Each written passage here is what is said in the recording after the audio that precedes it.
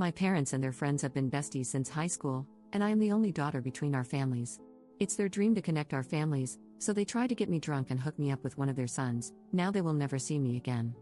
Posted by you/Cherry Colacoca 1. I, 28F, grew up with my family and another family whose parents were best friends with mine since high school.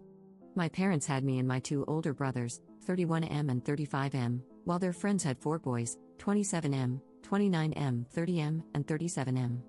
Growing up was pretty nice, but the boys used to pick on me a lot and exclude me during their girls or yucky phase. I wouldn't say I see these boys as brothers, but maybe as cousins. I was close to 27M and 29M when we were little. I will call them Adam and Jake. Until we were 15, we were really close and did a lot together. I don't talk to Jake much anymore. No hard feelings, but he grew up to be a classic tech bro and can be pretty condescending. However, our families are obsessed with the idea of us ending up together. The other guys are already married, and Adam prefers dudes. They've always pushed for us to be together, like making us go to the store alone at Christmas, telling us both an earlier time to meet at the restaurant for Dad's birthday, talking him up a lot, etc.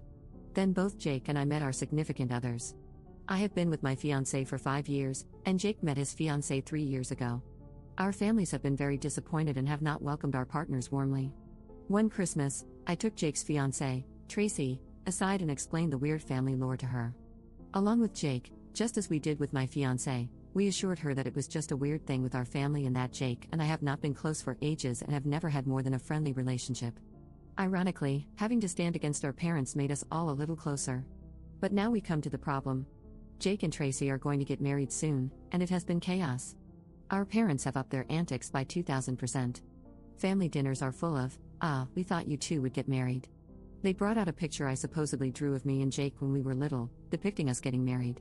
I suspect they made it because it did not look like it was made by an actual child. They were cornering Tracy about making me the matron of honor and letting me wear white, which, of course, is appalling. Additionally, his brothers and my brothers joined in, making jokes about us being star-crossed lovers and calling me the missus. I distanced myself heavily from my family during that time and stopped going home after talking to them did nothing. One day, one of my brothers invited me out, saying it would just be the two of them and me. So, I went to his apartment, and when I arrived, it turned out to be Jake's bachelor party. One of his brothers screamed out that the stripper was here. I was disgusted by their behavior. I wanted to leave, but the next train wasn't until close to 12 a.m., and it was not the safest neighborhood. So, I stayed. They tried to get me drunk, were constantly physically pushing me and Jake together, and even locked us in my brother's bedroom. I could hear loud laughing from the other side. Jake and I did not talk much. He apologized to me and asked if I could not come to the wedding as I made Tracy uncomfortable. I completely understood and said that, at that point, I was not planning to go anymore. He offered to drive me home as he was also completely sober. When they opened the door, he said we were going home. In their heads, that meant we were going to be intimate or something because all the caveman sounds started. The next day, my phone was blowing up. Someone had uploaded a video of me and Jake leaving, captioning it finally. It was very awkward. I am clearly uncomfortable, and so is Jake, as we exit the apartment and enter his car in the video. There were comments, calls, and texts. Tracy called me crying and cursing me out. Jake called me, apologizing and telling me he tried to explain. My mother and his mother sent me a bunch of texts saying how proud they were and that it was about time. My fiancé is understanding, but he wants me to set clearer boundaries with my family.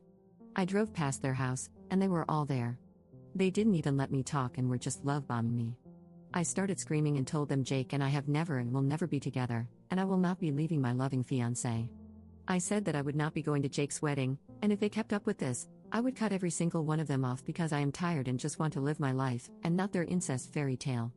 By the end of my meltdown, my mother and his mother were crying, and my father just told me to get out. Since then, I have been getting messages from my brothers calling me a B-word for treating my family like that because they only wanted the best for me. What am I supposed to do here? Edit. No, an Uber was not an option.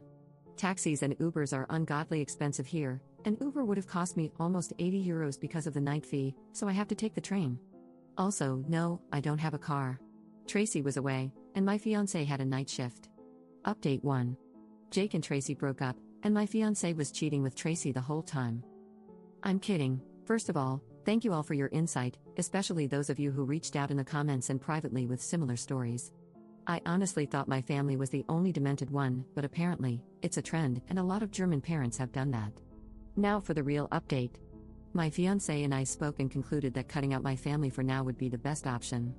I sent a message to my parents and brothers explaining my decision to distance myself for the time being. I emphasized that while I love them, I cannot continue to endure their pressure and manipulation.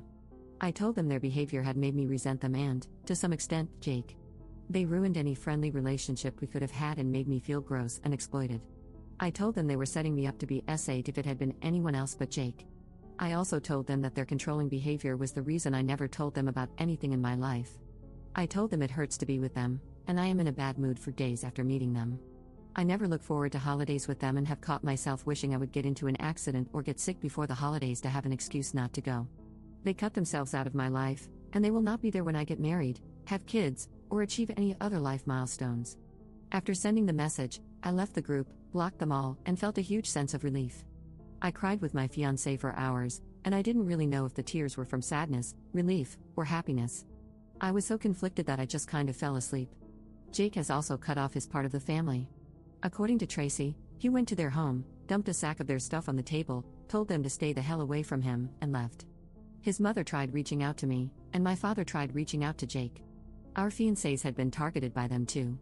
My parents sent the police to my house, claiming my fiancé had me there against my will. We talked to the police. They couldn't do much but assured me that they would leave a note in their database clarifying that I am not being abused.